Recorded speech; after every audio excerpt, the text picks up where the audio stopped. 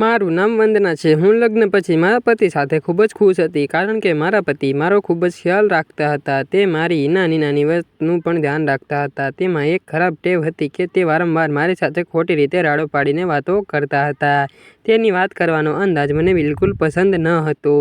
મારા પતિ અભણ હતા, પરંતુ તે ખૂબ જ માલદાર હતા। મારા મા બાપને તેની દોલત જોઈને જ મારા લગ્ન કરાવી દીધા અને તેની સાથે કરાવ્યા હતા। મારા સાસરિયામાં મારું ઘર ખૂબ જ મોટું હતું, એટલે આખા જ ઘરનું કામ મારે કરવું પડતું હતું। હું ઘણી જ વખત ખૂબ જ થાકી જતી, એટલે હું મારા પતિને કહેતી કે આટલા મોટા ઘરનું કામ મારાથી એકલું નથી થતું, એટલા માટે એક નોકર રાખી લઈએ, જેને લીધે મને કામમાં થોડી મદદ મળી જાય। થોડા દિવસ પછી મારા પતિએ મારી માટે એક નોકર રાખી લીધો અને હવે મને કહેવા લાગ્યો કે હવે આ છોકરો તારી કામમાં મદદ કરશે અને તેને પણ નોકરીની જરૂર છે। પણ મારી નજર જ્યારે તે 20 વર્ષના નોકર ઉપર પડી તો તેને જોઈને હું ખૂબ જ હેરાન થઈ ગઈ હતી, કારણ કે તેનો રંગ દૂધ જેવો સફેદ હતો અને તે ખૂબ જ સુરત છોકરો હતો અને મેં ક્યારેય પણ આવો છોકરો જોયો ન હતો। અને તેની બોલવાની અને વાત કરવાની સ્ટાઇલ એકદમ અલગ જ હતી। તે મને ખૂબ જ પસંદ આવી ગયો હતો। તેને જોઈને હું મીણબત્તીની જેમ પીગળવા લાગી। મારા પતિનું કામ એવું હતું કે તેને સપ્તાહમાં 3-4 દિવસ માટે શહેરમાં જવું પડતું હતું। એક વખત આવી જ રીતે તે પોતાના બિઝનેસના કામ માટે શહેર ગયા। તે છોકરાને કહેતા ગયા કે મેડમને તું બરાબર મદદ કરજે। એટલે તેના ગયા પછી મેં વિચારી લીધું હતું કે આજે હું મારા નોકર સાથે ખૂબ જ આનંદ કરીશ અને ખૂબ જ મોજ કરીશ। આજે સાંજે હું તેની સાથે સોગઠાબાજી રમીશ, પરંતુ હું નહોતી જાણતી કે આજે રાત્રે મારી ઉપર એક મોટી આફત આવવાની છે।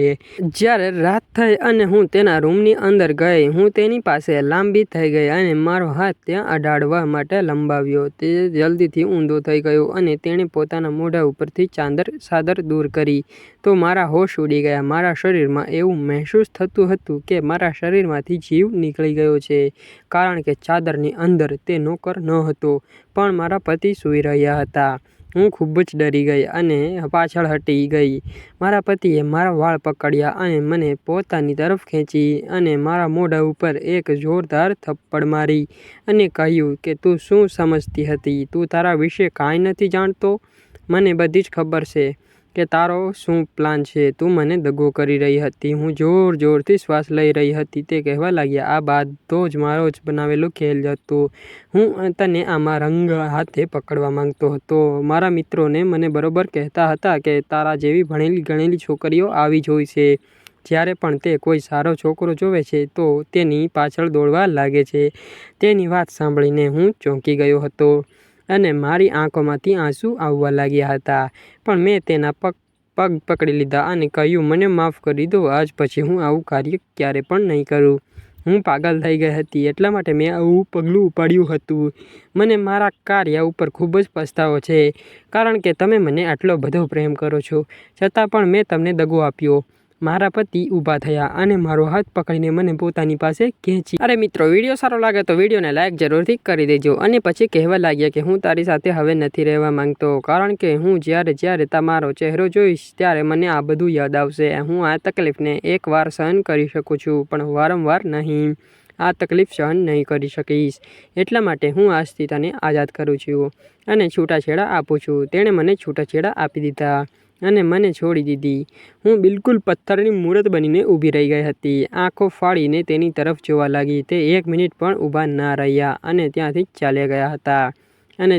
ચાલ્યા ગયા અને હું મારો સામાન પેક કરીને મારા માના ઘરે જતી રહી હતી।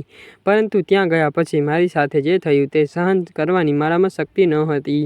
મારા પતિએ મારી બધી જ વાત મારા ઘરે જણાવી દીધી હતી, એટલા જ માટે હું વિચારતી હતી કે જો તે છોકરો મારે ઘરે ન આવ્યો હોત તો હું મારો રસ્તો ભૂલત નહીં। મને મારી જાત ઉપર પસ્તાવો થતો હતો, પરંતુ હવે શું ફાયદો?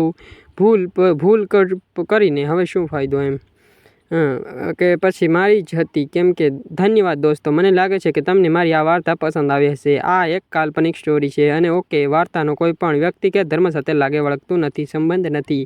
વાર્તા ફક્ત મનોરંજન માટે બનાવવામાં આવી છે। વિડીયો પૂરો જોવા બદલ ખૂબ ખૂબ ધન્યવાદ।